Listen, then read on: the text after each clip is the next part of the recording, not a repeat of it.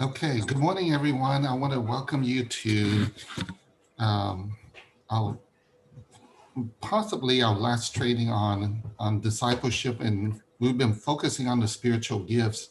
And today we're going to do something a little bit different that I've never done before, but we're going to try to help as many of you as possible discover your gifts and your spiritual gifts. And we are going to talk about what that might look like for you specifically. And some of the questions that we had looked at were very, very simple question because of the fact that what we're trying to identify is our love and our passion.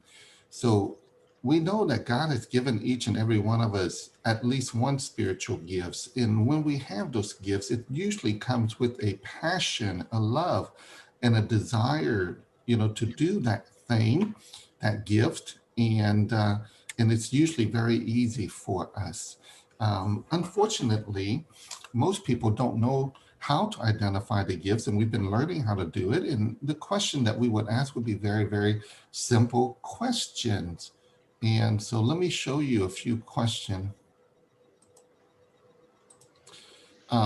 Questions like, what do you enjoy doing? Yeah, how do you like to help people? If you can serve God in an area, which area would that be? So most spiritual inventory tests, it's based on the things that you like to do. Do you like to do this or do you like to do that? Are you interested in this or are you good at this? So basically, it's the same concept. If you can help a person identify their passion and what they're good at, especially in the area of ministry and serving people, then you would be able to easily identify the spiritual gifts if you know what those gifts are. A lot of inventory tests have many areas for gifts, and not all of them are spiritual gifts. Like, for example, worship. Worship is not identified as a spiritual gift. Intercessor is not identified as a spiritual gift. The prophetic would be a spiritual gift, and they would fall under that. But some inventory tests will identify worship or, um, intercessor, interceding as a spiritual gift. But they're really not a spiritual gift, and they're a subset of the prophetic gift. Okay, so let's go ahead and get started. Do we have a volunteer in our group currently who either who wants to identify the spiritual gift or who know the spiritual gift, but they don't know how to utilize it. So today we're going to have more discussion among one another. And so within that discussion, we will try to do two things.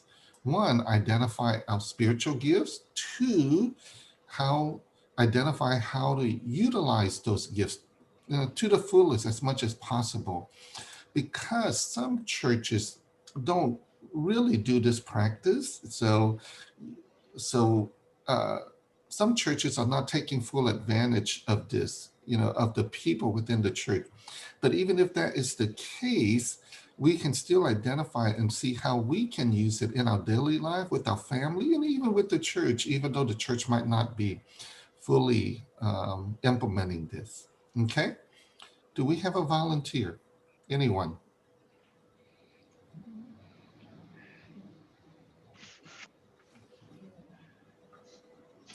And I think you should be able to unmute yourself. I think so, because I haven't.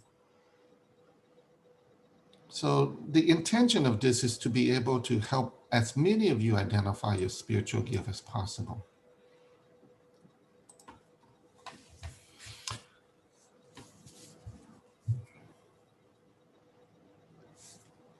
It, hello, good morning, everyone. Good evening. Any volunteer? Okay, Pastor, Yes. I will volunteer, but actually, from last week, I realized what my gifts were. Um, I think I would be one of those that would be Yes. encouraging, and I'm also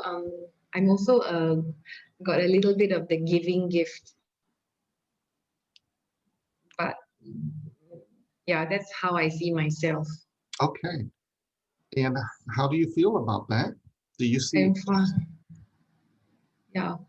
And I also am like when people do something which is like I'm more willing, more willing to show mercy than I was in the past. And I realized it recently, and I was talking to my husband 2 days ago, and then I realized that it's the word that has transformed me. I used to be judgmental in the past, but the word has changed me, and I'm more willing to give people some slack, show mercy. Mm, But I think I can work more on that area. wonderful. Thank you, Miss Carol. So you have more of the GEM, I call it GEM, GEM, giving, encouraging, and mercy, showing mercy. And so uh, that's wonderful. And these are areas that we all can continue to grow in. Do keep this in mind, even our own spiritual gifts, even the gift that we don't have. We want to grow in every one of these gifts because they're needed, not only in the church, not only in our cell group, which is the church as well, and also in our family, in our lives. Okay. Pastor, I just want to add something. Yes. Um, because I went with my pastor to visit people who didn't come to church for some time. So we did the house visit. And then I realized that I could see the pastoral gift in one pastor. And then my other pastor is a real teacher because the word is the standard for him.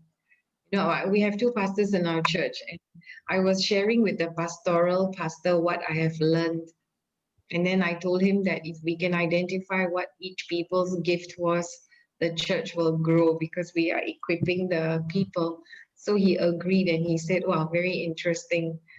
Then after that, we went into JB is in a kind of a lockdown. Mm, Yeah, right now because my area has been declared a red zone. okay. So we didn't have service, so I didn't see anyone this Sunday. But I think I can recognize gifts better. So if I can, then I will try and help to nurture these gifts in the people that I meet, my church people. That's so wonderful. Wonderful. I mean, that is such a great testimony, Carol. We've only spent about 4 sessions going through this, and Carol is saying that she can better identify the spiritual gifts in people. And so, if we can help identify the spiritual gifts in people and nurture it and help it grow, the church will be much stronger. That is so wonderful. Now, the Yeah, church. Pastor, I got one more thing to share. Our senior pastor is Pastor Rajan. And do you know he has all the gifts from 1 to 5? Mm, Really, really, I can see it so clearly. I can understand it now. He has 1, 2, 3, 4, 5, everything. He moves in all the 5 gifts. that usually comes with the gift of an apostle. So if Yeah, a person has an apostolic gift, they will have many more spiritual gifts. They usually have all 5 to a yeah. certain degree. Sometimes they're all very strong, and sometimes they're most of them are strong, and they might have one that is a little bit weaker than the others. But the reason that is the case is because the apostle is called, along with the prophet, to establish new work. And you need all of those gifts to get the church spiritually strong. And you need to raise up people in those gifts so that the church can be fully functioning. Well, Carol, I really love and appreciate your testimony. Um, and that you can see it in people and you can identify it in people. And it's not even that hard, is it? Yeah. Okay. Anyone else that has a thought or a comment, or if you want us to help identify your spiritual gifts? So today, I'm not going to do as much teaching, very little teaching, but it's going to be conversing with you and trying to help you identify the gifts and see how it's used. Carol just gave us a great example of that.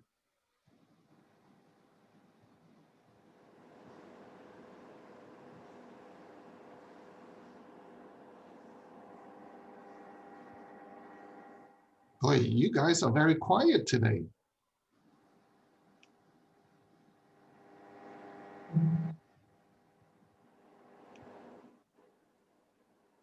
This session is for you guys.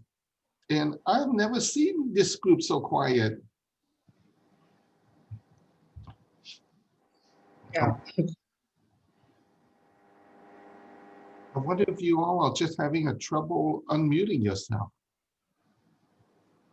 No. Yeah, is everybody smiling? Good morning, everyone.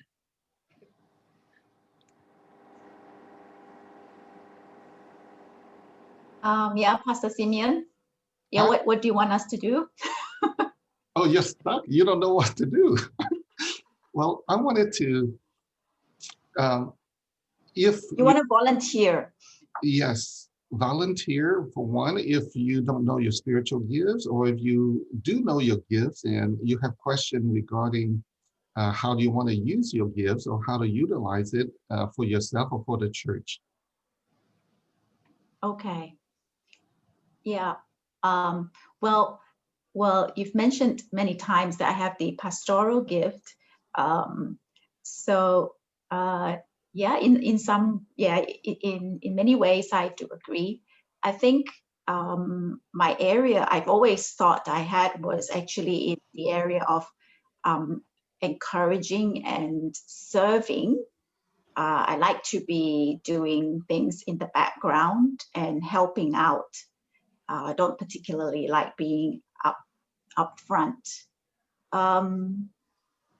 As for others, I'm not too sure. I'm not too sure, really. You I'll know. ask you a quick question here. Do you think that a pastoral gift means that you have to be in the front? No, no, Okay. no. Well, the reason I was asking about that is because some people do think that if a person has a pastor gift, they have to be in the front, because a mindset is we think of the pastor who has to preach and who talk to people and that kind of thing. But it's not preaching that makes a person a good pastor. What makes a person a good pastor, the one who has a pastoral gift, it's someone who love and care for people. Mm. So that's the key aspect of a pastoral gift. And you can do that in the background. Yeah, Okay. yeah. Yeah, so I think I connect better with people, in smaller groups, and individually. I think I connect better. The area of serving is more like when it comes to usually the example would be like if let's say we have a church camp or we have events happening. I usually prefer to be in the organizing team in the background, rather than actually participating or leading in that sense. So that part, that's what I thought for of, yeah. I prefer to be helping out than to be involved in the actual like games or whatever. Yeah. So I know you enjoy serving people, but do you enjoy the organization and the administration and the coordination of those activities, even in the background? To an extent, yes. Mm. Because yeah, if there is usually I help out, I support the group quite fairly well. I mean, my husband Leslie, he's very much an admin person, so we work quite well together as a team. In general, yeah. So your husband will probably have a stronger administrative gift, but you're willing, because you have more of a serving heart, you're willing to serve and do the administration if needed. And you have really a desire to work with people one-on-one or with smaller group. And when you do work with them, you really care for them. and you want what is best for them, and you really want to see them do better in their life, physically, Mm, emotionally, and spiritually. You really have that heart. mm, So, mm, so, so you do have a strong serving gift, a strong pastoral gift, mm, mm. and you can help out with administration and all of that. Yeah, yeah. A Wonderful. little bit of that. Yeah. Yeah, Mm. that's so wonderful. Do you see, Miss Pauline, and I guess this question applies to everybody, but do you see what Miss Kara was saying? If we can help people identify their gifts, how that can help strengthen the church.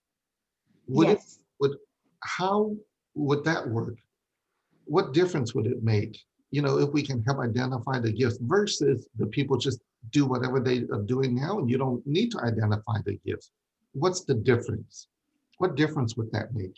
How would it strengthen the church if we were able to help identify the gifts versus just letting people just serve in the areas that they want to serve? And we really don't need to know what people's gifts are. What's the difference between those two areas? Well, I find that at this moment, people are, if I just use, let's say, our own church or set our group setting in our church, is that we're sort of put together in a group according to maybe the families or whatever that was arranged previously. So within this group of people, you have people of different gifts naturally, but we have the same people who are often, doing maybe teaching or sharing or whatever. It's usually the same people who are doing that. Um, if if the perhaps you can say the leadership gets to know about how to learn about other people's gifts, then we can actually identify new people who within the group who will be able to also take up certain areas that normally would not have been given to them because maybe people have not identified their area of gifting. And I find that when you are able to give somebody something that they like to do, because our gifting is usually things that we are passionate about, we are also better at doing, people feel more confident, they feel they belong more. They also feel that they're able to contribute, and there's a natural sort of you're encouraged, you're motivated, you're motivated to do more of that, and therefore there'll be greater vibrancy, I would say, in the group, and people will be able to enjoy more of what God is giving to them. So that is how I feel, versus if, let's say, people just do what they like and there is not particular structure or anything that guide them along. Wow, Miss Pauline, as you were sharing, I looked at Kay and I said, wow. Yeah, I was like, wow, Miss Pauline's got it. You understand it. This is so wonderful. I thought I was saying something wrong and you were looking at her. Yeah, I agree. yeah, I was just so impressed at your answer. That means this has really got into your heart and you really see it and understand it. Okay, now. Actually, this has always been in my mind, and I'm like, oh, if somebody could do this, but then again, because we are I'm not in a position to suggest that, so and so should do something, but this is all recorded, so I won't say too much. I think, okay, I do want to point out something. I think as a member of any church, I think it's okay to suggest. And you don't force it, you suggest it. So you can suggest it to the pastor, to the leaders of the church. But if you do it out of love and out of an attitude to help grow the church, then you leave it up to them. And because the desire is to help grow the church. And, usually if we approach our leaders and our pastors and the elders with a heart of teachability, humility, and a desire to see the church grow, usually they will listen. And Mm. and it's based on God's timing and all of that. So I Yeah. good to suggest, but it's not good to try to force what we think is right, on the people. So you have to do it. So that's different. But I Mm. think it's good to suggest, and you'll see where they take it. But Actually, it's a bit like Carol, like certain people that I get to know after I get to know them a little bit, then I realize that they're good in this particular area and they're good in that area, but then they themselves don't seem to know that. mm, But I think, like Carol was sharing about her pastors, but they're at that leadership level. A lot of the times they already know what their giftings are. So it's more obvious. But I do know certain people that I interact with, even just by talking with them, I do have an idea what they would be good at. But they themselves may not realize it. yes, okay, let's talk about that briefly. Um, do keep in mind that you might be able to see a certain gift in a person, but the gift might not be at the mature level yet. And so if you have leaders in the church, elders in the church who are operating in those gifts at a mature level, then you can raise up more people up in those areas, especially if they know it.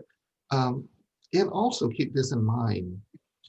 And there's not that many who actually try to go back to the word to identify those gifts at a mature level. So they might be operating in it and they can do well in it, but it may have more room to grow, but they don't realize that. The gift of a teacher, we focused a lot on the gift of a teacher.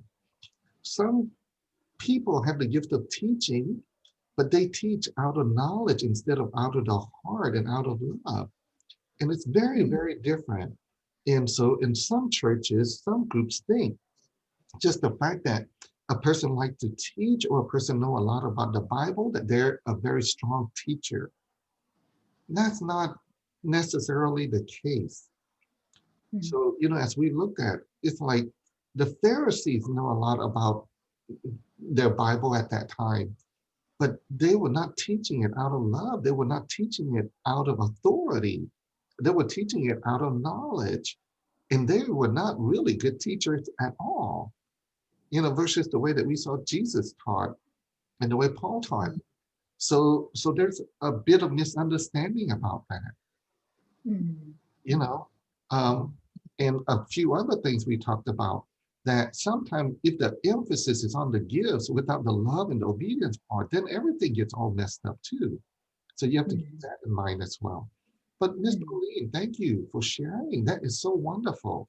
Oh my goodness, I am so encouraged, with what you and what Carol just shared. Oh my goodness, I am so excited because to hear from you and how this is making sense for you. It's so wonderful. Anyone else? Thank you. Hi. Pastor, I'm Uko. Oh, sorry. Okay. But I need Pauline to help me to translate. Yeah. How I'm here. Yeah. Pastor Simeon Wukong is actually one of our Chinese.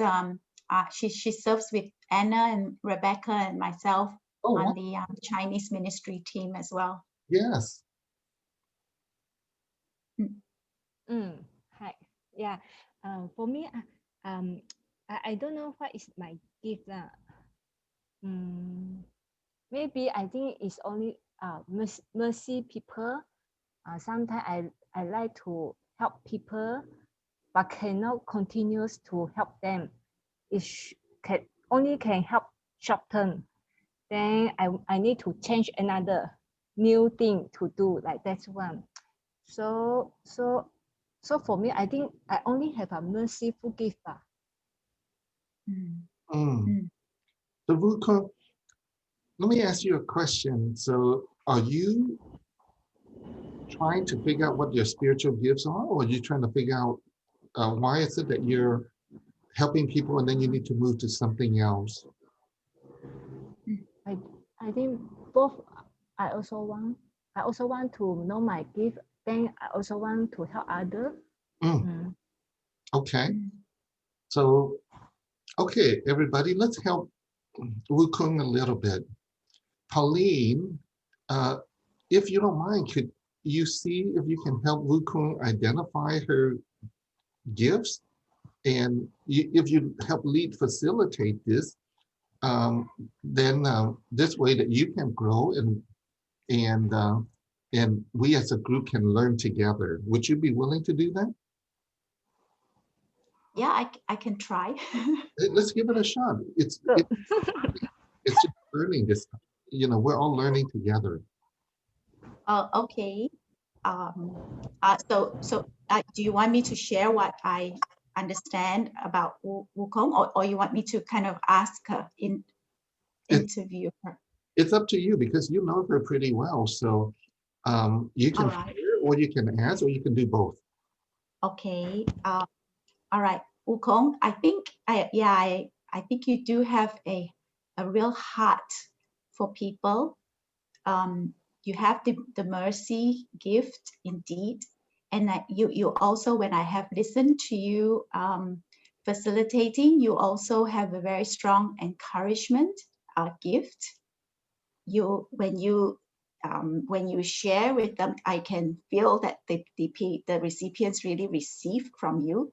So I feel that there is this encouraging and the mercy there. I also feel that Wukong, do you? I think she has a pastoral gift. But if she says, but she said that it is short term, so maybe it's something which is still yet to be for her to explore further. I'm not sure whether it's a lack of whether it is that she's not mature in that gift yet, or whether she is actually that pastoral part is more towards the encouraging and mercy. So that part I'm not sure. And Wukong, do you have the heart for the lost? yes, it's Yeah. yeah. Mm. Yeah. And so that is what I feel as well, that she has that evangelistic.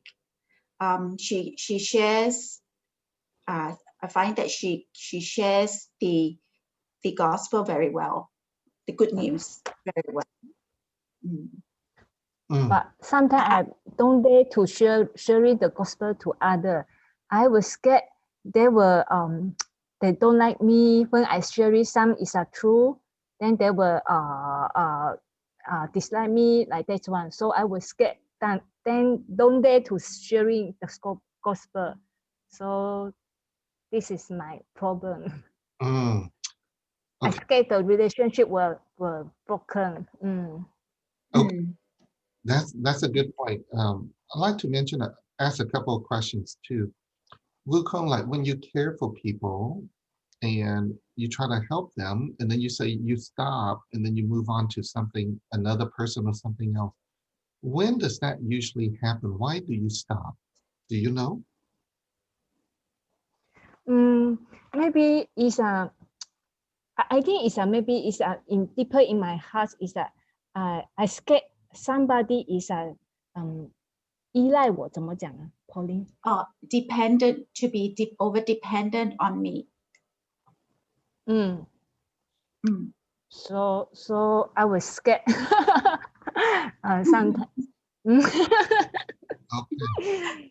No, it's a good point. I'm so glad, Wukong, that you share and you talk about this. This is so wonderful. This is such a good learning experience for us. Okay, let me explain a couple of things. there's a couple of things in here. Number one, if a person has any stones in us, if we have any stones, our gifts cannot operate at the mature level. So you heard Wukong said that she has some fear. She's afraid that a person could be more dependent on her. And number two, like when she's evangelizing people and talk, she's afraid that maybe she'll lose the friendship or something along that line. So that tells me there are some fear, whether it's a small fear, a little bit fear, a concern.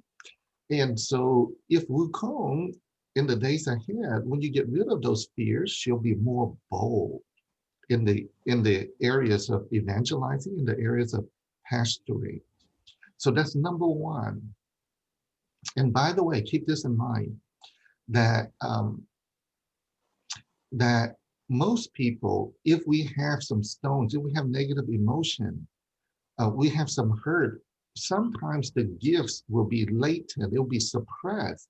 So the gift is not operating fully because of those stones and because of those hurt, because of those things that have suppressed it.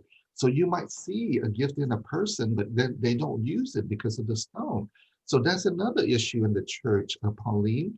So you might, and Carol, so you might see people with the gifts, but if the stones are there, they're not going to be operating in the gifts. People, for example, if a person try to operate in the gift and they get hurt, they say, no, I don't want to do that anymore. I need to stop because it's going to hurt me too much. So the gifts are not utilized very well. So that's number one. Number two, the second thing for Wukong is if we had someone to disciple Wukong in a way that if you are going to help someone, you basically, if you're going to disciple someone, you want to teach them to be dependent on God. So after removing the stones, you want to teach them to be meditating and obeying on the word of God in such a way that they will learn to be dependent on God and not on us. And so that's an area of growth.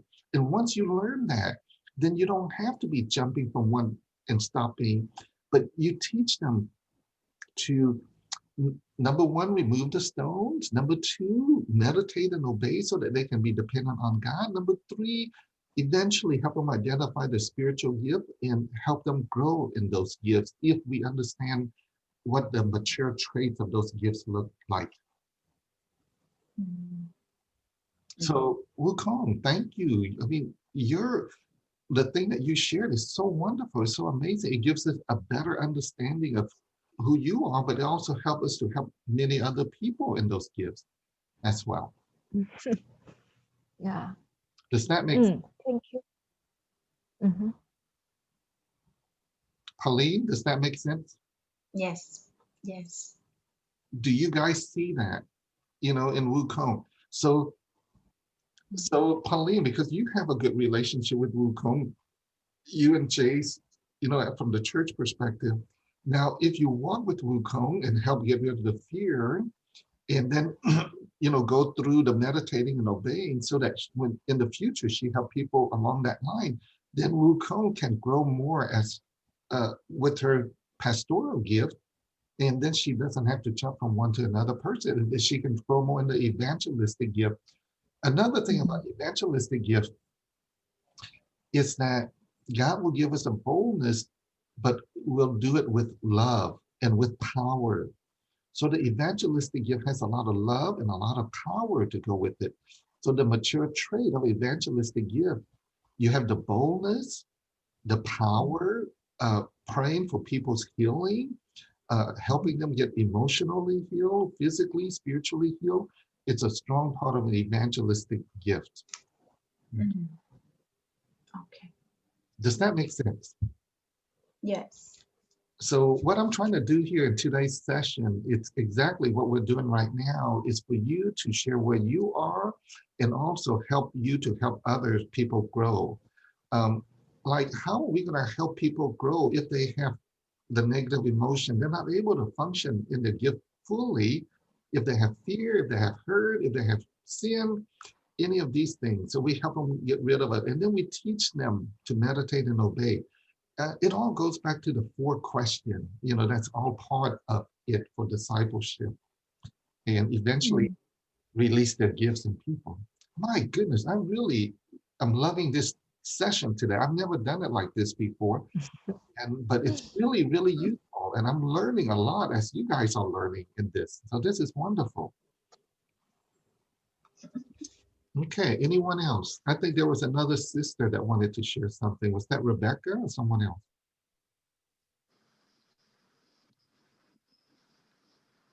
Hi. Oh, Kaori, yes. Sorry, I'm not good at English, so Kei-chan will help us. Thank you. Okay, Kei-chan is right here sitting right next to me. Thank you. I can translate too if need be.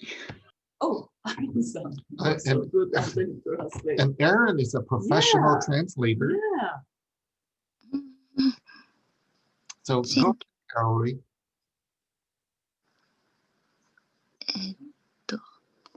You can speak in English or Japanese. It's okay. ありがとうございます。Thank you.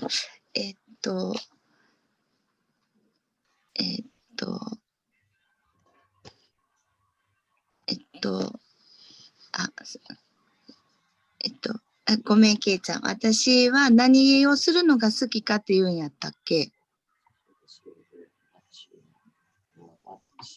ケイちゃん。So she's asking what she likes doing. She was talking with Kay. Okay, so she can go ahead and share, what she likes to do, and does she know what her gifts are? If not, we can help her.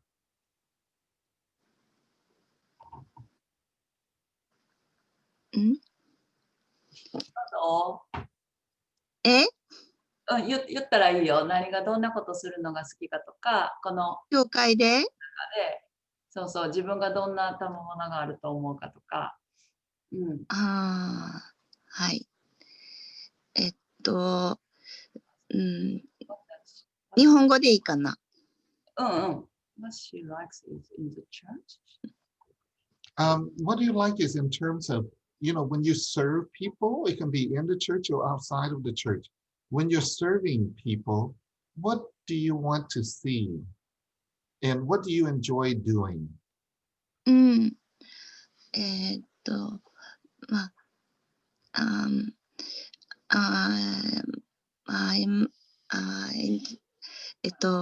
やってるとき楽しいことは、ごめん、日本語で、教会で、子供たちを教えてるときも楽しいし、あとは、ピアノの奏楽してるときも楽しいです。で、あと、普段の生活とか、人に相談されたりとか、困ってる人を助けたりするのも、いいかなと思います。She likes that. So, Kaori, you said you enjoy encouraging people, especially non-believers. Do you have a heart to see non-believers come to know Jesus? Is that why you like to encourage them? Yes. Yes. Okay. So we know that Kaori has a heart of an evangelist. Okay. So she likes to spend time with non-believers and reach out to them. Okay. So that's number one. She loves working with children. When you say you're teaching children, what does that mean? What do you want to teach them? 子供たちにどんなことを教えるのが楽しいですか？教会では、教会学校やから、一緒に御言葉、イエス様のこととかを、やけども、塾では、まあ、勉強やけども、塾でも、その子供がいろんな悩み話したりとか、まあ、あんまり直接的に言えへんけど、まあ、神様信じてるし、その子供がいろ悩み言ってくれた時には、まあ、神様助けてくれると思うよとか、まあ、こう、先生は、まあ、こういう神様信じてるみたいな感じで、まあ、なんとかちょこっと伝道もちょいちょい挟みながら、まあ、なんかこ Okay. う、勉強を楽しくできたらいいなと思う。ですね。So out of the church, she teaches the children the math or something like that. Yep. But sometimes the children talk to her, their school life or some that things. So she had to listen these things, and sometimes she said that, "Oh, may God help you," or "God, I believe in God," or something. Little by little, she want to put about the God in Okay. the conversation with children. Okay. Non-Christian children. So it seems like, so she likes to, even when she teaches at the schools and with the children, and she likes to talk to them about God. Her strongest gift, the passion that she has, is a heart of an evangelist. She really wants them to know more about God. So that's her strongest gift. エヴァンジェリストが、伝道がすごく強い賜物で。Okay. And Yeah. so she also has a heart to serve. You know, she loves playing the piano there at the church. And, 奉仕も強いですね。 but from what I also know of Karori, she's very willing to serve in the different areas as well. So I believe that she has a strong, she has an evangelistic gift and the heart of a serving. So to help her grow as an evangelist, you know, to the mature trade, as she cares for the people and she's good at listening and she cares a lot for the young people and the children. So for her to grow as the evangelist, then we want her to grow more in the gifts of healing, the physical, emotional, and healing. That will really help her grow in the evangelist gift. カーリンがね、子供たち助けたり、ノンクリスチャンの人に伝えたいっていう思いがすごくあるので、でもカーリンが身体的に、スピリチュアル、エモーショナル、フィジカル、身体的に、霊的に、感情的に、私のことを学んでいくと、すごく効果的に助けることができると思います。Amen. Thank you so much, Carol. Yeah, thank you so much. ありがとうございます。Thank you. All right. So that was another good good lessons for us too. And so thank you, Karori. So far, everybody who has volunteered, we've seen some wonderful things that come out of it. So either you don't quite know what your spiritual gifts are and you want to learn and you want to grow, or you're understanding what these gifts are, and you're trying to help other people grow. And the challenge, if you're in that category, is trying to understand these gifts at a mature level. If you understand these gifts at a mature level based on what the Word of God teaches, based on what the Word of God teaches, then the church will grow much stronger. Let's talk about that just really briefly. An evangelist. You think in terms of an evangelist. You think in terms of our churches today, not only the church that you're going to, but churches all around the world. How do most churches teach Christians how to evangelize? Most churches teach people how to evangelize by inviting them to some sort of program at the church or some sort of activities outside. So most churches use activities to try to reach out to people, and they use food and they use serving, as a way to draw people in. Now, those things are not necessarily bad. Those activities are not necessarily bad. Some of them are really good. But here's the situation though. If you look at the mature level of an evangelist in the Bible, you look at how Jesus, how Paul, how the disciple evangelized people. How did they do it? And if you can understand it in terms of how they did it, that will give you a very good idea of what the mature gifts look like, because most of them did it that way. How did the disciples do it? Well, they prayed for people. People get healed. They get healed physically, emotionally, or spiritually. You know, you might ask, well, how do people get healed emotionally? You look at the way Jesus discipled people, like Zacchaeus. Zacchaeus was healed emotionally. It wasn't a physical healing. It wasn't like driving out demons from Zacchaeus. It was emotional. Zacchaeus had a lot of hurt, a lot of hurt because people rejected him. Jesus loved him and Jesus healed him. And so you can use love and emotional healing, whether it's through the repentance prayer or some other form. But that's one way. But there was a lot of ways for physical healing that took place, and there was a lot of spiritual healing, and then people come to know Jesus. But it's manifested with the power gift, the gift, the empowerment gift, the manifestation gift, sometimes through a word of knowledge, sometimes through some sort of healing or miracle.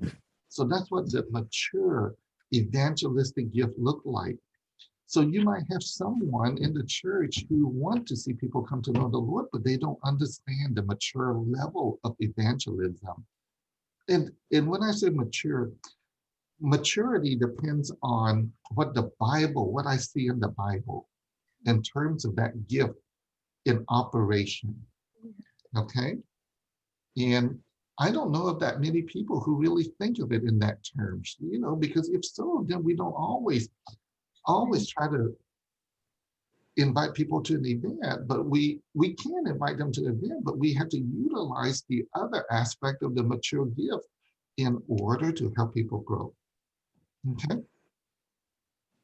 I hope this is making sense for you. Any other person, thoughts, comments, or question about your spiritual gifts or about how to help people in the spiritual gift or how to operate in those gifts? And I want to welcome people that started joining us. So I want to welcome some of the people because we had several people joining us at close to the 8 o'clock. We've been going for almost an hour now, and it's been really good. Okay. Yes. Yeah, Pastor, thank you for this list. Actually, is such a brilliant idea that you put this up. Is so easily for me to identify, because earlier I was kind of lost and I couldn't find a purpose because I do not see how I can fit into any of the ministry. Let's say if I were to walk into a church, I don't know how or where I can serve. I only can, now I able to identify is in the area of serving. Because let's say, for example, there is a function, there's a fellowship, I would be happy to help in washing the dishes. And so I do not know that this is a ministry or this is a serving God. And I thought that this is an area that everybody can do, but now I'm able to identify, and I'm glad that I fall into this category of serving.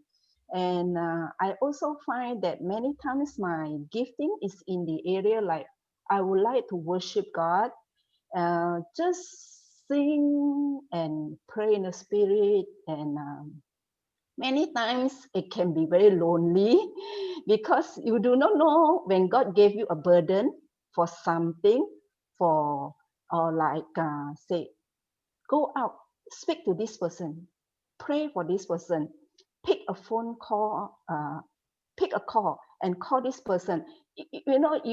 I'm so scared. I do not know whether I'm doing the right thing. I do not know whether who can I ask to say that I'm doing the right thing. But now, because with this list, I'm able to identify I fall in the area of the prophetic. So I'm not saying that I am the one that's standing in front and prophesize for people. No, no, no. I just, it's just through my quiet time, worshiping and praying and for people, for problem, for family, and just pour my heart out to God. And that enjoyment of fellowshipping with God, God gave me a word, and that before this I was quite lost. I don't know what am I doing, whether I'm right or wrong, or what has gone wrong to me. Why? Who can tell me I'm doing the right thing? I do not know how to move on. But now I'm able. I thank God for this opportunity to learn this, and it's so simple. This list is so simple, and most important is so biblical. And because you put it out, you take that, I remember you put there, instead of word with it, spirit, a manifestation, and is a manifestation of the spirit, equipping. And I'm so glad that now I see this more clearly, and I can serve God more purposefully, and I find my worth in serving God, and there is efficiency if I would be able to be of use in the body of God. So thank you, Pastor Simeon. That's all my sharing. Amen. Zoom with the Mercers Wow. Thursday night. You know what Miss Jace just They're shared? gonna cancel that. So important. Oh my goodness, that was so good. Friday, they're gonna cancel the Friday. Because Before that, I was so lost. I was so We get on this lonely. call. right. So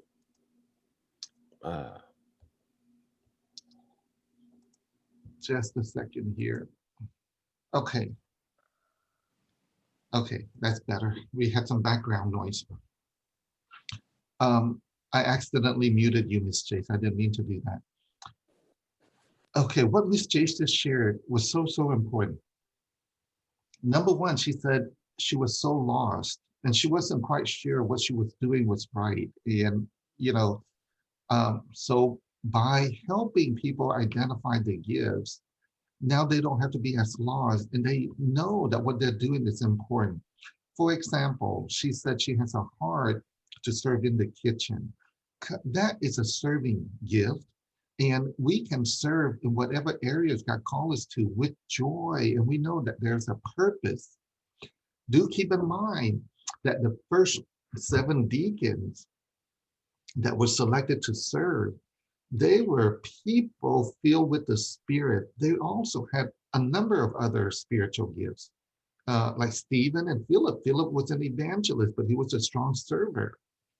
So Miss James also said because she has a heart to serve, but she also has a prophetic gift. Also keep this in mind. Every gift comes with subsets of gifts and at different level. So a prophetic gift doesn't mean that you're always the person that will prophesize about the future.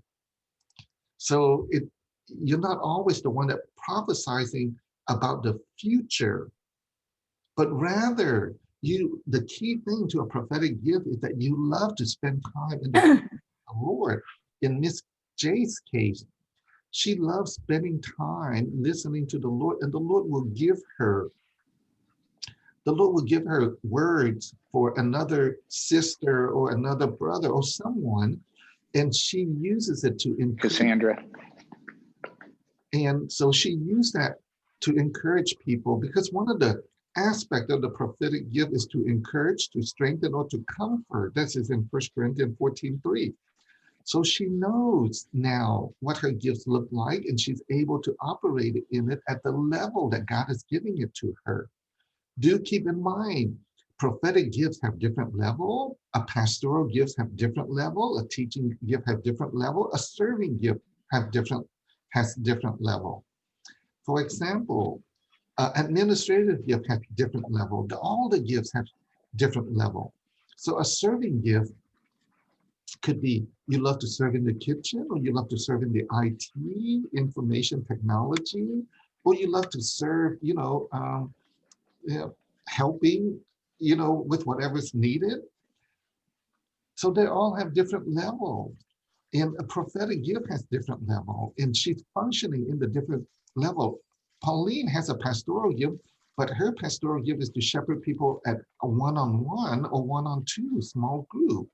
It's not shepherding one time. So understand different level. It's not always look exactly the same. My goodness, for those of you who are just joining us, welcome. We have already started. We started at 7 o'clock Houston time today. And we've already seen some amazing things because people have not only identified the gifts, but they are able to see the gifts in people and how to use it in the church. So today's training session is different. You know, it's been more conversational, and people have been talking about their gifts and how they're using in the church or how to help other people identify their gift. So Miss Jace, that's so wonderful. Thank you for sharing that.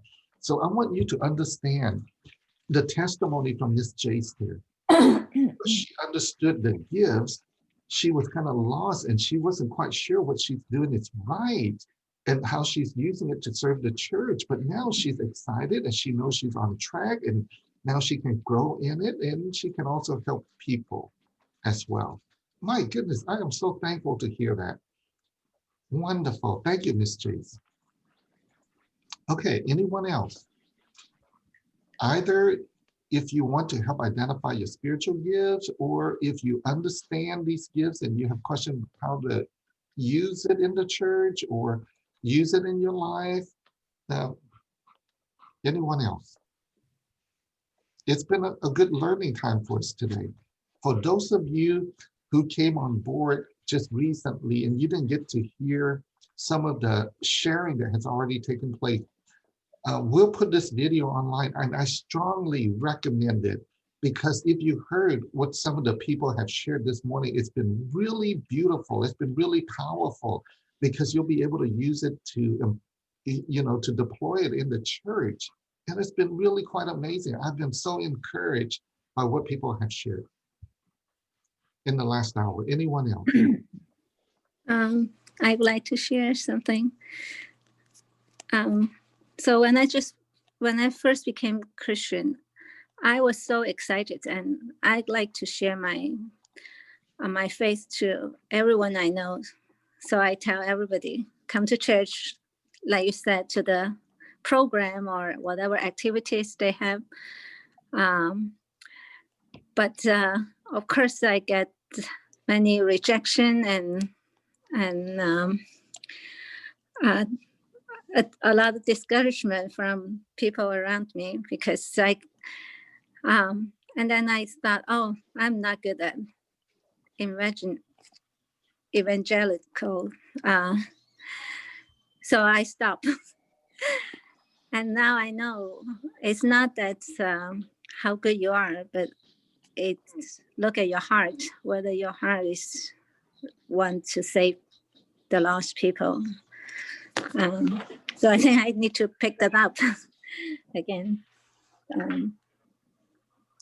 And another thing is I really like to listen to all the Bible teachings and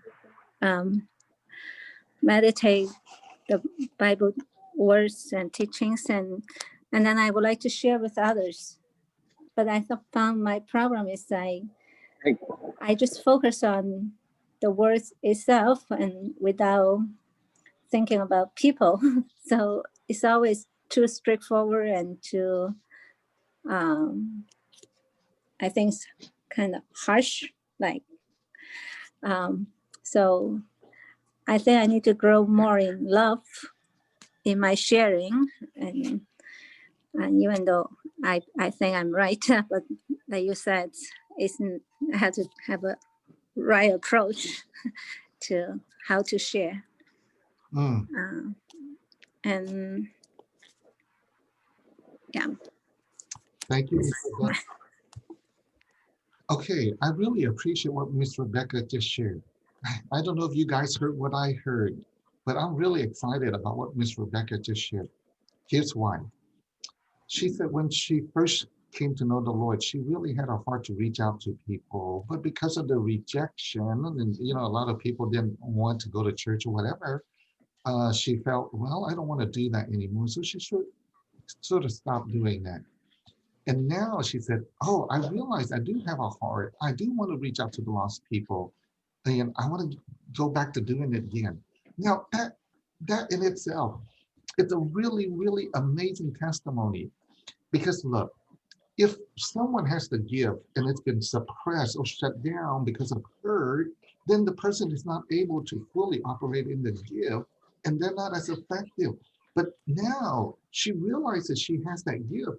And if we get rid of the hurt, and then she started doing it again. But if she learned and grow in what an evangelist, what those traits are, and she began to operate in it out of love for people and out of boldness. And one of the ways that she can use it is to help people get healed emotionally. Remember, the evangelist, it's easy to connect with people, number one. Number two, they operate in power. So you have the love and the power aspect, power to heal physically, emotionally, and spiritually. So if I were discipling Rebecca, I would help her grow, in the gift of an evangelist. They'll help her grow in the physical healing, the emotional healing, and the spiritual healing aspect of it. Rebecca, there's a training on physical healing that we have online. So it's very short. So I recommend that you look at that. I'll try to find it and send it to you. But you want to grow in the power gift. But Hey, YouTube. I'm back. I forgot my coffee. But at the same time, okay, at the same time, the area of growing in love, she also mentioned about teaching. She loves to hear teaching in the Word of God. But often she would tell people what the Word of God says, but there's not as much of the love aspect.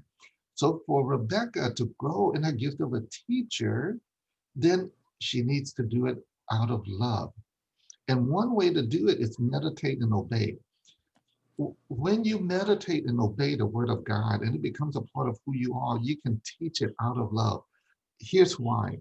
When a person meditates, you're asking the Lord, Lord, how does this verse apply to this situation and to this person or to that other person? And how would it apply? How would you like to do it with, be able to help people understand this and help me so I can help them grow in those areas? So if you're going to grow in the gift of a teacher, it's not like the Pharisees is always telling people you're doing wrong, wrong, wrong, wrong, but you understand the situation and the environment and you're able to communicate it out of love. That is the amazing gift of a teacher. Look at what Paul did. Look at what Jesus did in the way he taught people. It's not always, this is what the Word of God says, okay, but it's the Word of God plus the love aspect. It's huge in teaching.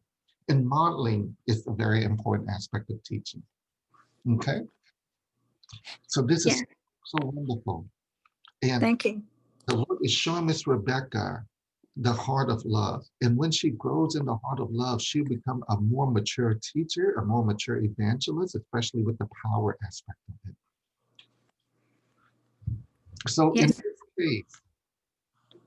in this case with Miss Rebecca, I am demonstrating to you, if you're working with someone and you identify the spiritual gift, or they help you identify it, but then you see the areas that they need to grow to that mature level, you can help point that out.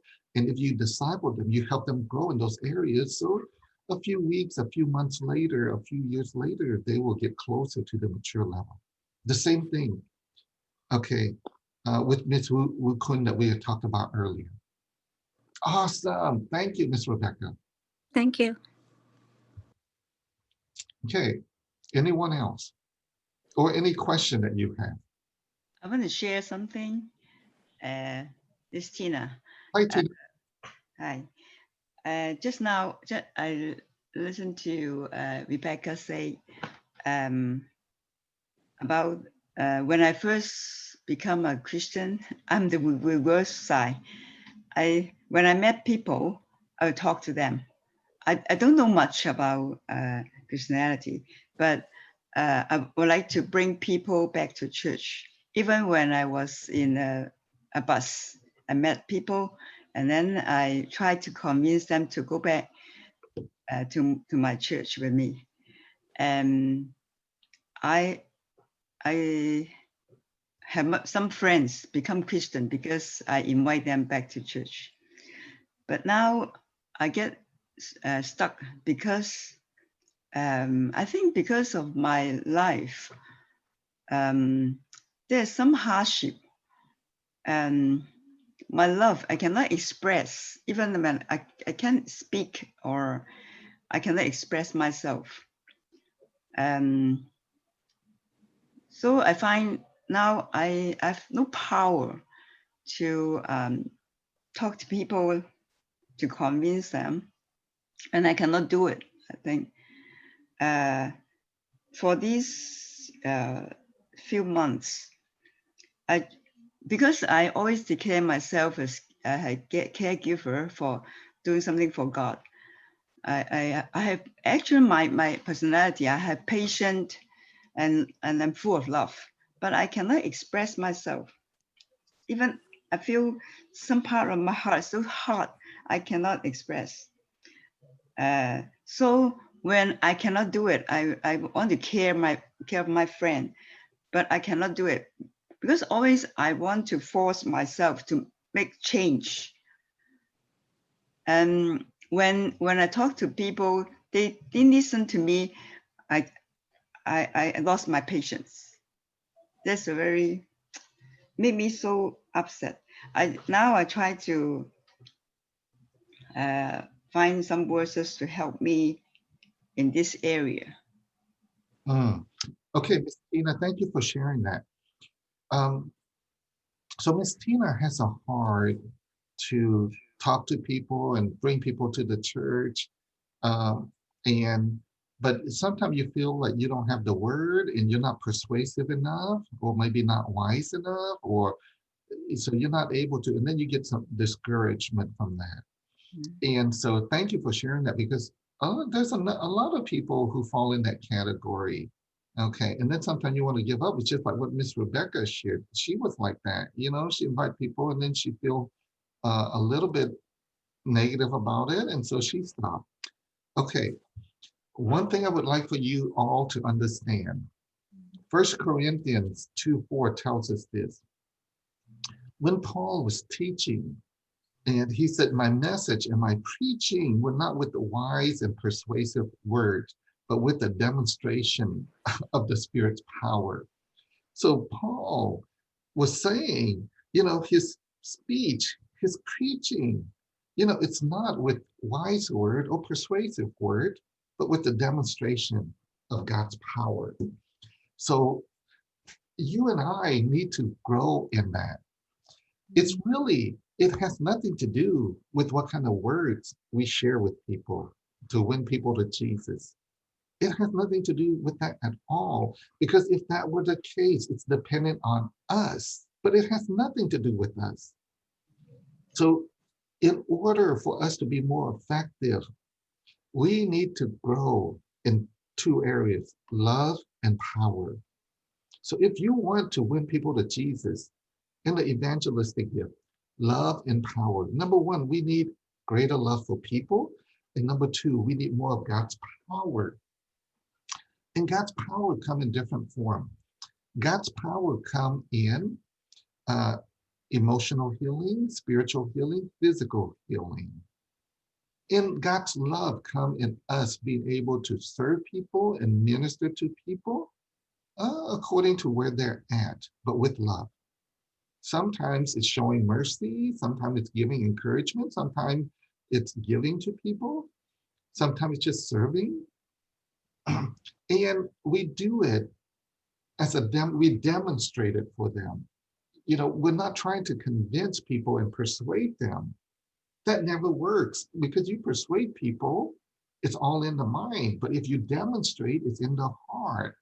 So if you demonstrate love and power, so one key thing then, it's what we had talked about earlier, with another sister, Woon Kun, we got to get rid of the stones. So if you're frustrated, then get rid of the stone. If you have fear, get rid of the stone. If you have hurt, get rid of the stone. And then ask the Lord for love. Like what Miss Rebecca said, I am so, thankful that Miss Tina and Miss Rebecca, the two of you are sharing this, because the key and your heart desires to do it. So ask the Lord for love and then grow in the area of power. Don't worry about persuasive word. If you have love, God will give you the word. And if you have power, you can demonstrate it and help people be set free. That's how we are going to win people to Jesus that will be most effective. Excellent. Thank you, Ms. Tina. We're learning through this as we discover what our gifts and what our struggles are. Okay, any question, any comment? Anyone else who wants to share where you are and help identify your gifts or how you can use this or how you have been using it? Thank you, Pastor. Good morning, Pastor. Good morning. Yun, right? Yes. I just want to share a little bit. Okay. In the beginning, when I show up at church, I always thought, well, one of my favorite things to do is to sing. So I thought singing is probably the only way that I can serve God, because I didn't know anything else. So I started joining the choir, and I was very happy about it. But then there's something inside me that felt like it's not enough. Then when I walked through the kitchen at church, I saw all of these people so happy working in the kitchen. I wanted to join, so I did, but my hands, I have carpal tunnel, I have a lot of hand problems. So it kind of hurt a lot. So after a little bit, I couldn't do it anymore. And I felt a little sad, because what more can I do? I just feel like singing is not enough. And at that time, I didn't even know singing was actually part of the serving, which is like worshiping, right? And then so I joined a healing ministry, which is my prayer quilt ministry. And at that time, I was taking antidepressants. So I was suppressed in any type of emotion inside me. So I didn't know what to do, because I see people praying, I see them crying, I see all of these emotions that comes out. And I wish I can feel some of it, but I couldn't. And then so somewhere, probably a message, a sermon or something, somewhere I heard you can pray for what you're lacking. So I started praying for compassion for people, and I started praying for feelings. And then eventually, as my depression slowly died down, through my time spending with God, and also working through my negative emotions. So I started spending more and more time praying for people. I never thought of praying for myself, even though I have all of these medical conditions. I never thought of asking God to cure me, but I constantly pray for other people as I work the quilts. With every single stitch, I just practically pray the entire time. God heal this person. And then I always sense what that person needs in terms of healing, whether it be emotional or physical or mental. So the more I do that, the more I felt like, hey, there's other things I can do besides just singing. I can encourage others through my life. I can put my blessings into what I make. And then also I started having the urge to actually verbalize what I feel from God. So that's when the part that comes out when, let's say we're a group and we're praying and someone is in like turmoil in their life, going through really difficult times. And in my prayer, I would sense God show me a particular area in their perhaps in the way they pray, perhaps in their life, the way they conduct themselves, not in a destructive way, but in an encouraging way. So God gave me the courage to actually voice it. And so far, it's been very encouraging to the people. And because this COVID-19, we cannot make any more prayer quilts. So I did not want this ministry to stop completely. So I started doing prayer quilts, prayer shawls. So as I crochet, I use the same method, like every stitch I would pray, or whenever I remember, I would pray for that particular person.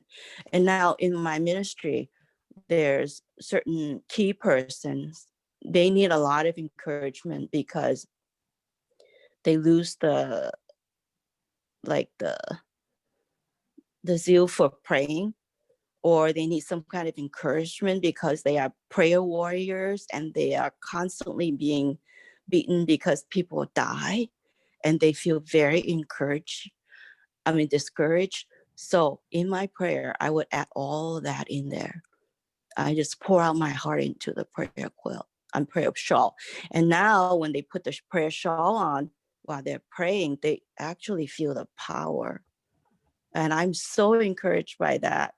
So to come from a place where I feel like singing is all I could do. And now I see Pastor's list over here. I'm all over the place. My gifts are actually being manifested over and over again. I'm just amazed, So I think the key is actually spending more time with God and being in tune with God. And then you're just amazed what God will give you in return. So, yeah. That is, thank you, Ms. Yun, for sharing that. There's quite a few nuggets in there that I want to point out. Okay, so there's quite a few things that she shared about. So I don't know if you guys hear it, but Ms. Yun's actually, her top gift is that in the prophetic area. Okay, she first started talking about singing, and she said, I didn't know that singing is to serve. Well, singing can be a serving gift or it can be a prophetic gift. If a person just wants to sing to serve, okay, because there's a need and they can sing and they want to serve, so that will be a serving gift. But if they sing because they really love worshiping God and being in the presence of God, then that's more of a prophetic gift. So as Miss Yun continues to walk in it, she began to grow more in prayer and interceding, and then she had started hearing more from the Lord, and she's been able to use it to encourage people. So that's a prophetic gift. But again, do remember this, there are different levels of prophetic giftings. And so in her level, the Lord is using it to minister to people, maybe one-on-one or one-on-two. So it's at that level that she's growing in the prophetic gift. And she has a passion for it, and she has a passion for people as well, who are hurting. There's a couple more things I want to point out. She said some of the people in that ministry, they pray for people, they get very discouraged because people die. I understand that, but that tells me one thing.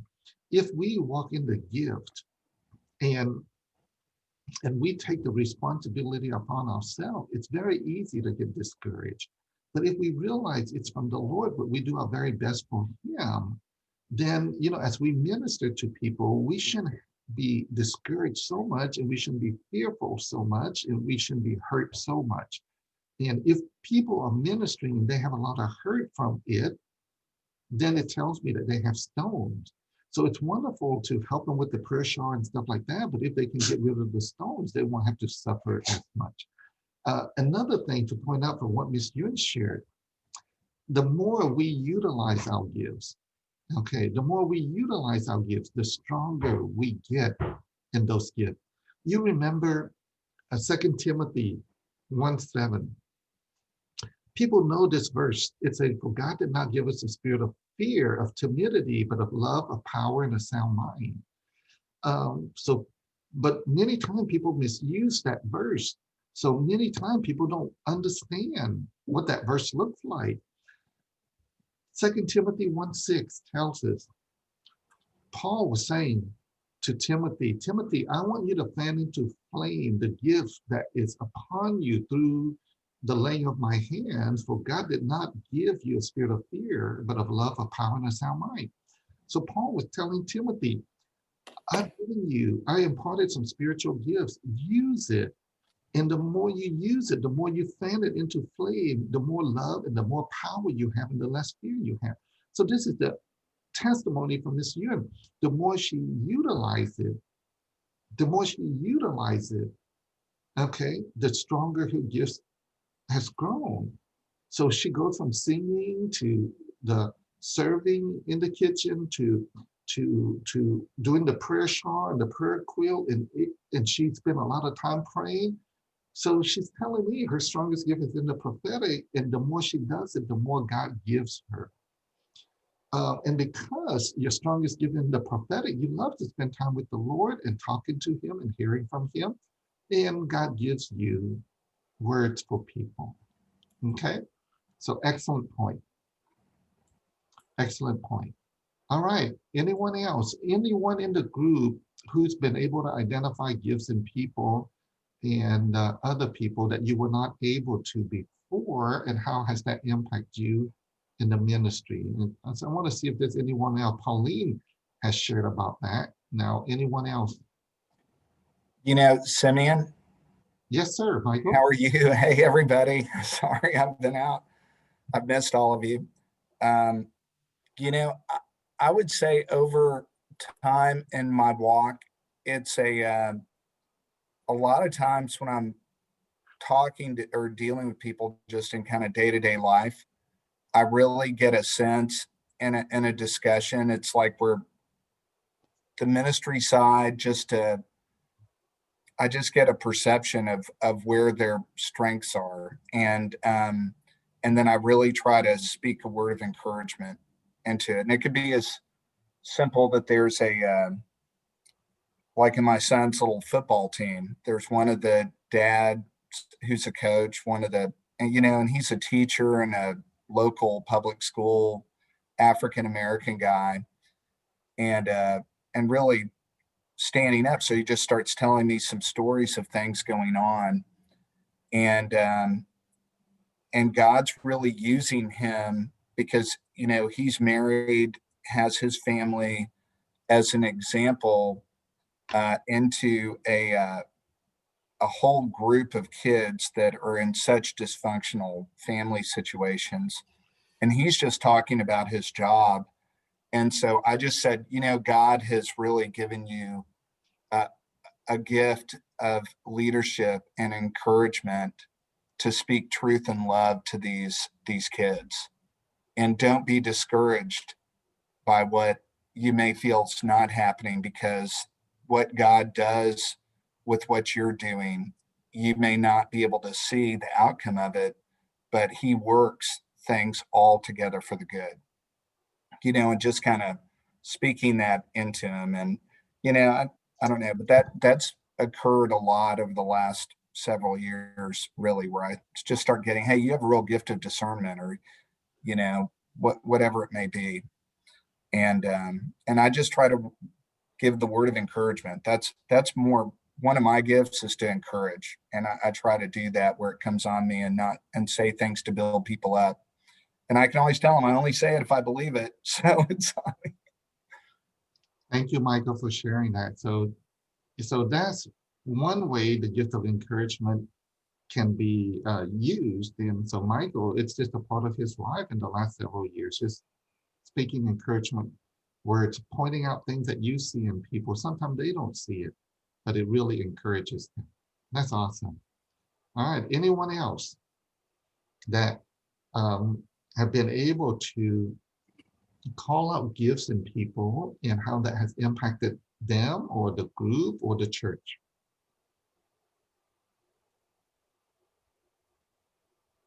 Esther? Yes, Ms.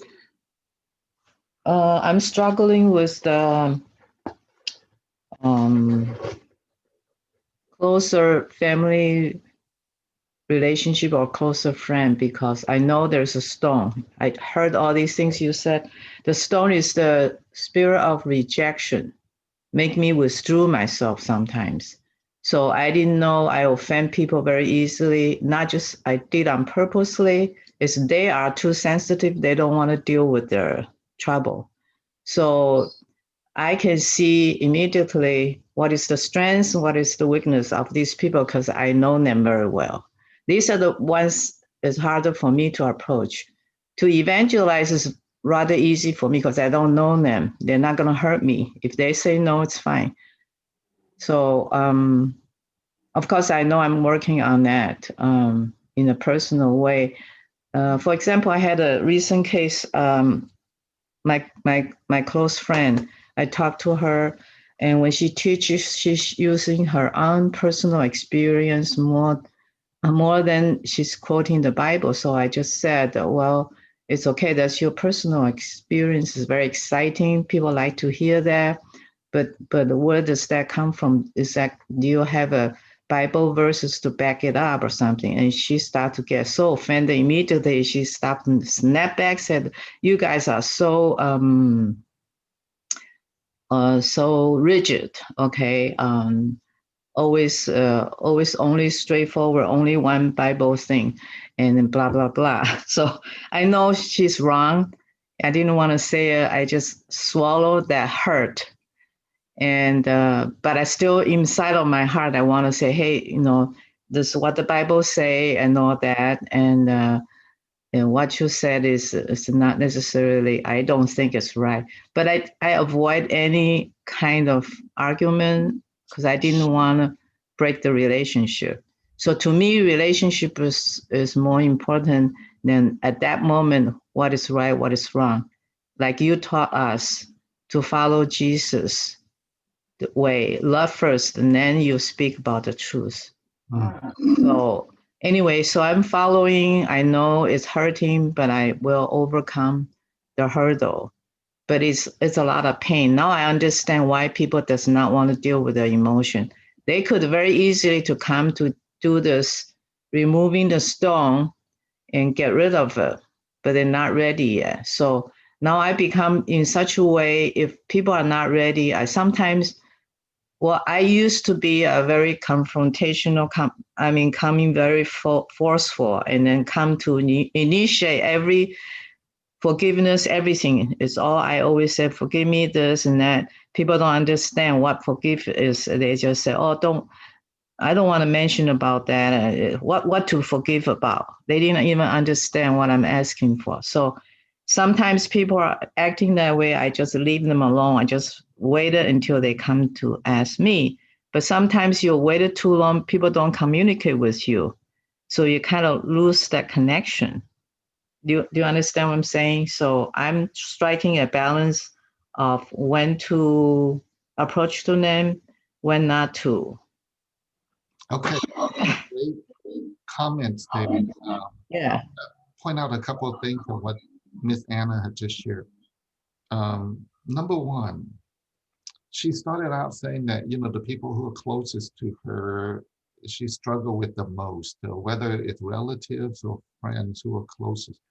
By the way, in general, not 100% of the time, but in general, it's harder for us to minister to people closest to us. And we see that in the Bible too. You know, Jesus didn't do that many miracles in his hometown because of their lack of faith. It's hard for them to accept Jesus. It's just a certain principle. If people know us more for some reason, it's harder for them to accept us. Okay, it doesn't happen all the time, but it's relatively common. Number one. Number two, these gifts that we have, they all come with strength and they all come with weaknesses.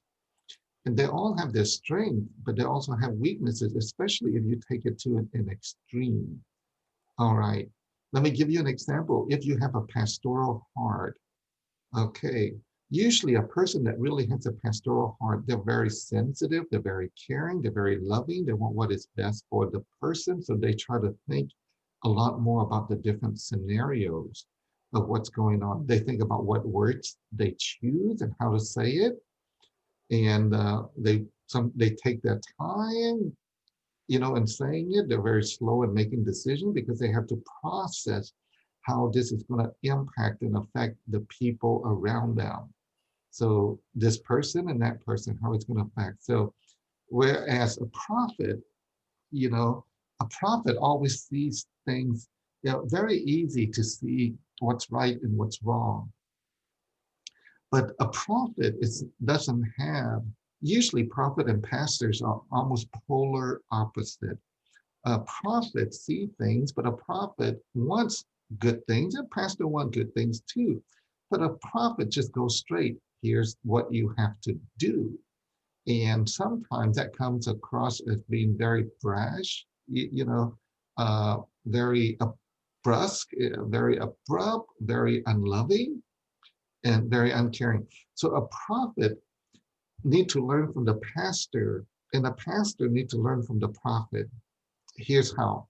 A prophet need to learn from a pastor how to be more sensitive, how to speak more lovingly, how to speak more caringly towards people. A pastor need to learn from the prophet and how to be a little bit more direct and how to, speak the truth in love and how to make quicker decisions. Okay, so in the case that Miss Anna talked about, her friend who shared a lot of experiences, and a prophet also want to grow in the area of encouragement as well. Speak words that encourage to build up people, strengthen the relationship with love. That will open the door for them to receive from us. So now, like Miss Anna, now that you understand people have all of these stones, the area then, how do I grow more in love? How do I grow more in sensitivity? How do I grow more in listening to them? And how do I help them be freed up so that they can grow more in the Lord? Okay, it's really hard for us to speak to people about certain things if they haven't given us permission to do though, whether it's permission that is, spoken or unspoken. If they've given us permission, it's a lot easier for us to share things with them and finding ways to encourage them versus, okay, I see what you're doing is not quite right. And if you do this, it'll be much better. Now you can do that if they're giving us permission. Otherwise, it's very hard. So each one of us is strong to a certain extent in our gifts, but those gifts, okay, if it's used outside of the boundaries, will cause issues with the people that we try to communicate to. Okay, I hope that makes sense. But I'm so thankful to hear what Ms. Anna is saying, because she really is trying to grow in those other gifts and to be able to care and love people more. And that will make her even more effective in all that God has for her. All right, anyone else? Pastor Simon. Yes. Pastor Simon. This Christina here. Hi, Miss Christina. Hi. I want to identify my spiritual gifts. This happened like many years ago. God has, I believe God has arranged me to visit the sick, and I had led 2 of my relatives to Christ before they died. I had compassion on my friend who was having miscarriage at that time. But then after several years, I'm serving in the Connect leader in a small group right now, and taking care of not more than 10 members. And I'm joining the prayer team in my church, and also serving in the Freedom Night. Whenever I got the opportunity to serve in the Freedom Night, I get very excited because I will be assigning to pray for women, and I love to sing, but I do not know about this gift yet. And when I was 20, I got hold of a family law book, and I was interested to study as a lawyer, but somehow I didn't ended up studying.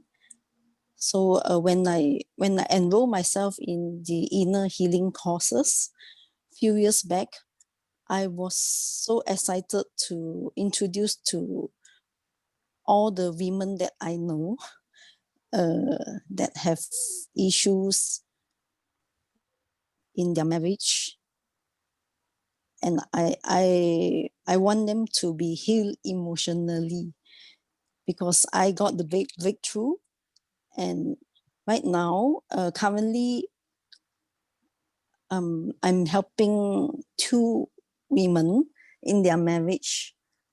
So yeah, I think that's about it. Okay, thank you, Miss Christina. Okay. Yeah, thank you, Pastor.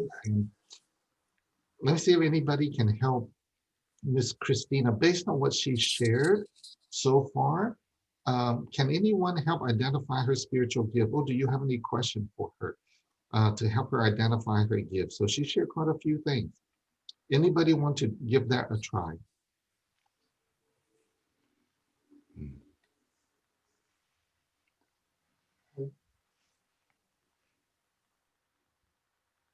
Pastor, Yes, Miss Stroh? I think that Miss Christina has a gift of pastoral, because she's caring for people with her their heart and want to minister to them in the area of healing.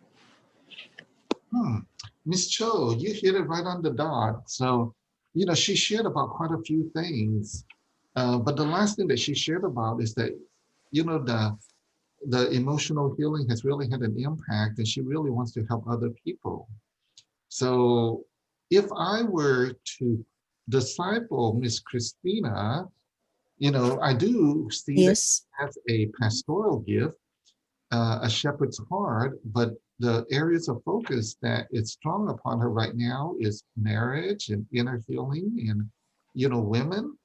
So if I were to disciple, if you were to disciple Miss Christina, like Pauline, for example, Pauline, let's say if you were to disciple Miss Christina or Jace, this is what I would do. I would help Miss Christina as she grows stronger in removing the stone. I would help her in the principle of marriage. And then, you know, the principle of marriage and for wives and so on, because her heart is there. So she would grow in removing the stone, and then she would grow in the principle of marriage, and to be able to help people be set free in those areas, the women in particular. So, you know, and growing as a wife, um, in what the Bible say about that, and maybe even growing as a mother, if some of the lady that she's working with has children issues as well. So the family principle, the marriage principle are very, very important in that area to be able to shepherd the people to grow, in addition to the emotional healing. So I would agree. Thank you. Yeah. Thank you, Pastor. All right. Thank you, Pastor Simon. You're welcome. Yeah. Okay, we have time for one more. Anyone else? Pastor, good morning, Pastor. Hi, Carolyn. Good morning, everyone.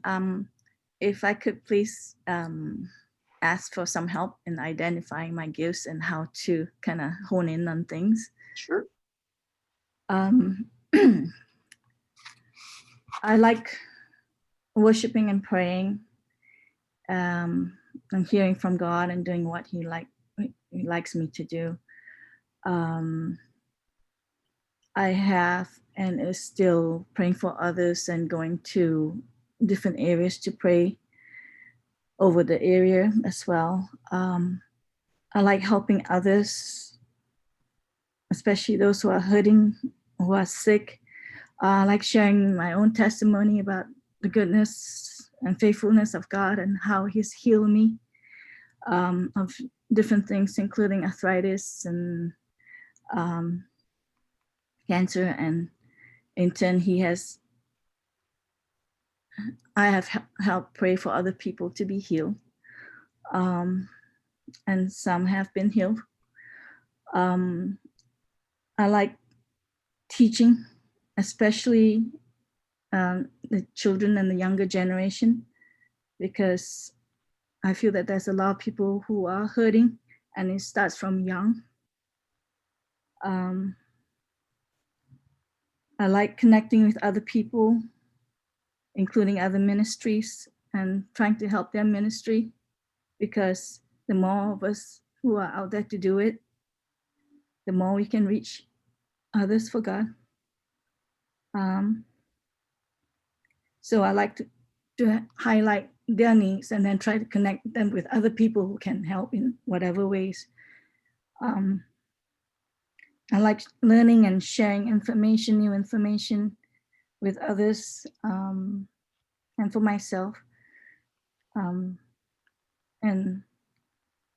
looking at it from a biblical perspective. I like helping others organize events, short-term events and things like that. And I just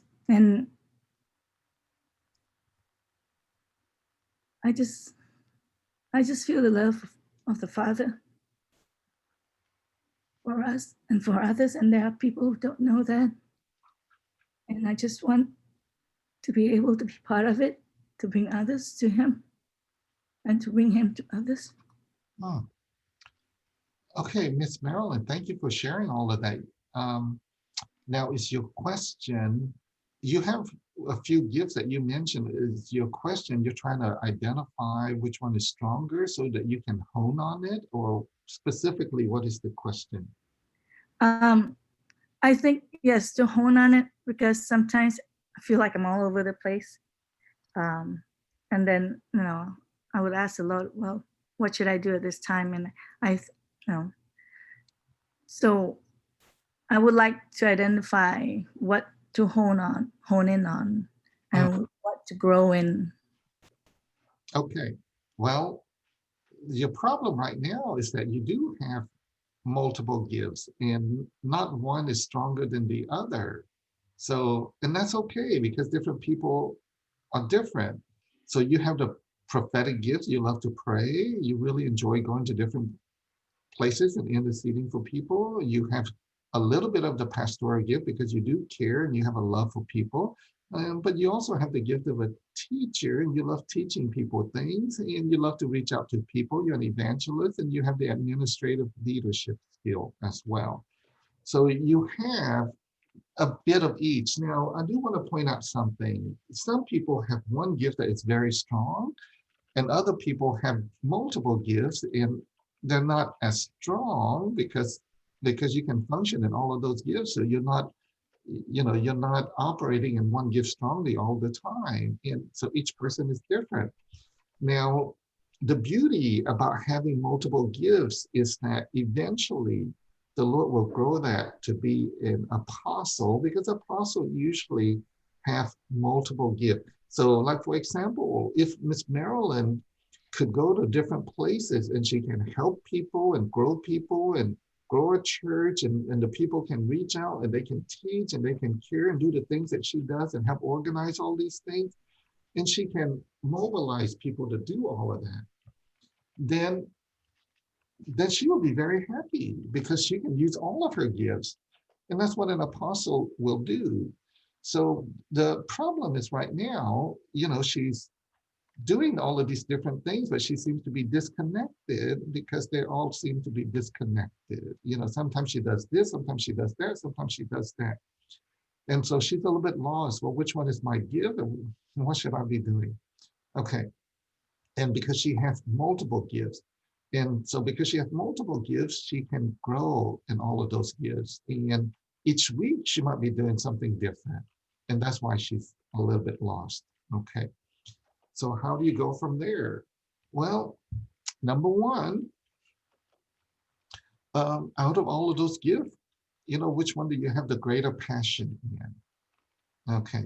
So walk in the area that you have the greatest passion in, grow in that specific gift to the most mature level that you can get to, and help equip other people in that area. So if God's going to call you to be an apostle, you want to be equipping other people in the areas that you have a gift of. It's not just for you to operate in that gift, it's for you to equip others in those gifts. So the thing that you want to be focusing on for right now, you know, ask which one of these gifts, what opportunity, maybe one that you have a greater passion in, or one that God has opened the door for you to be walking in more consistently. And as you walk in it, you help grow other people in that area. And that will, the more you help disciple people to grow in those areas, the more you grow. And the more you grow, the more you can disciple.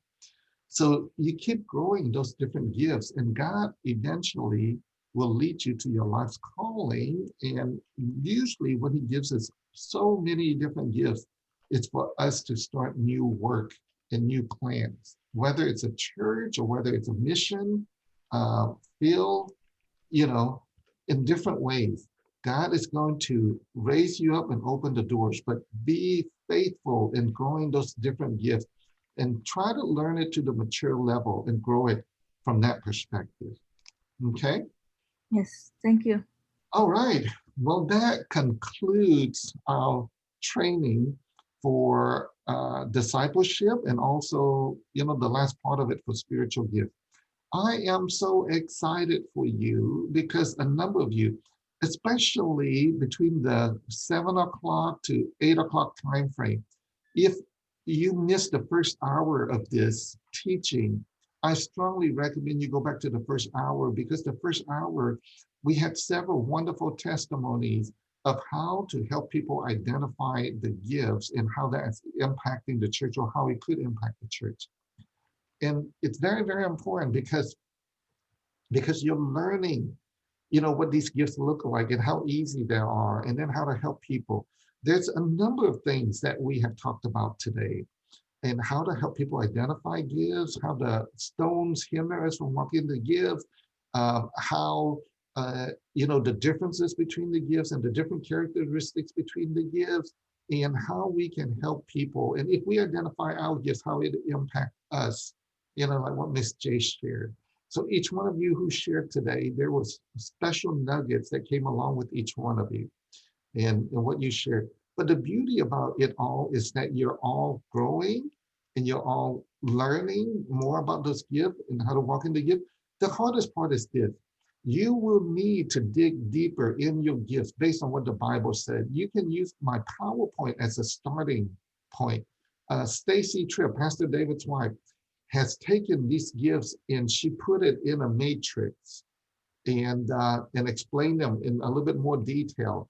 And so I'm going to send that out to the WhatsApp group in RAK Ministry WhatsApp group. And if I think most of you are part of that, and if you're not, you know, send me an email at squan@rakministry.com and I will add you to it. And so I will send that to you. I think I just realized that we haven't uploaded the last couple of discipleship lessons to the website. So we'll try to get that done this week. And then also some of you requested the PowerPoint. We'll try to upload that as well. This concludes our training for discipleship, for the spiritual gifts, and for healing. We are done. We are finished for this year. But we do have other training, and I'm going to do removing the stone training on December 5th all day, and it'll be online. And it's for the Healing Strong Cancer Support Group. And so I'll be doing that training for the leaders in the US, and it'll be in Zoom. And so I will send out that information to rakministry.com. And then on December 12th, tentatively December 12th, we'll do an online, live in person, not online, but live in person training, and most likely at the church, One Living Church, Pastor David's church, and Pastor David and I will be teaching that. So we're still getting the, that's still removing the stone. So we'll be doing that.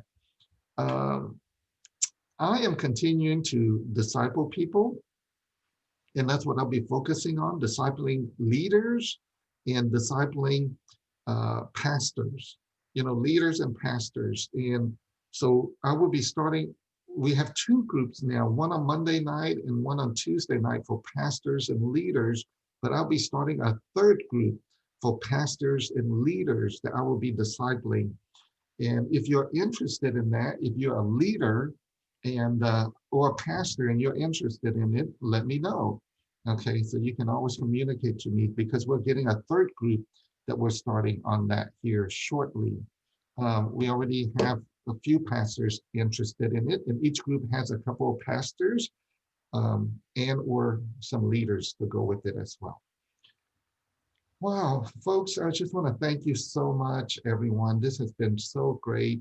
There's no more online training. We'll see where next year leads in, the country being opened up. And if the country hasn't opened up, we'll get something started in January sometime, maybe mid-January, after the holidays. And the heart is for each of you to grow, and each of you to be able to walk in the fullness of what God has for you, so that you can take it with love and power to advance the kingdom of God. So it's not about getting freedom. It's not about just having a better family. It's not about just us living a better life, even abundant life. All of those are just steps. The main purpose is all about the Lord, about his kingdom. So we want to see his kingdom being released and his kingdom being advanced, because in this kingdom, Jesus is the Lord of all. So thank you all, and blessings to you. And let me see real quick, see if you have any notes. Okay. Let me see. Have I published a training schedule for 2021? John, no. John, I really appreciate you asking that question. I am not such a strong administrator, so I haven't planned that far in advance. That's okay. I just don't want to miss. I just want to also thank you. You're welcome, John. And I may not be as advanced as everybody, but I'm working on it, and I just changing my life. John, that is a great testimony. And the beauty about it is that we don't have to be as advanced as everybody. We just have to grow closer to Jesus every day. And you are growing closer to Jesus every day. And we've seen that transformation in you. And I've been so encouraged by that. And thank you. Ms. Cho, you want access to today's recording? Yes, we're going to upload it along with last week's, which I forgot to upload. And so it's been, Pauline said it's been a good journey for the last 6 months. And so it has been an amazing journey. I've learned so much, and I've learned from the Lord, and I've learned from you, and it's been so wonderful. Here's something else that has been so beautiful the last 6 months. Not only have we learned from one another, but we've gotten to know one another so much more. And it's been like a special family and spiritual family, and it's been so incredibly amazing. We actually look forward, like at 8 o'clock in the morning when I sign on and one face comes up and another name comes up, I go, oh, wow, here it is. It is his sister Yo, by the way, you all know this, but Sister Yo, she's a relative of mine. So So she's Kate's sister. So really, she is family, and it's been a blessing. But it's a blessing to get to know all of you. And it's been really, really beautiful. Let's take what we have learned and really use it to glorify the Lord. So a couple of you have texted me here in the chat, in one private, asking about the leadership pastor training. And so let's communicate those offline. And I saw your text, and I will talk to you about that. Okay? And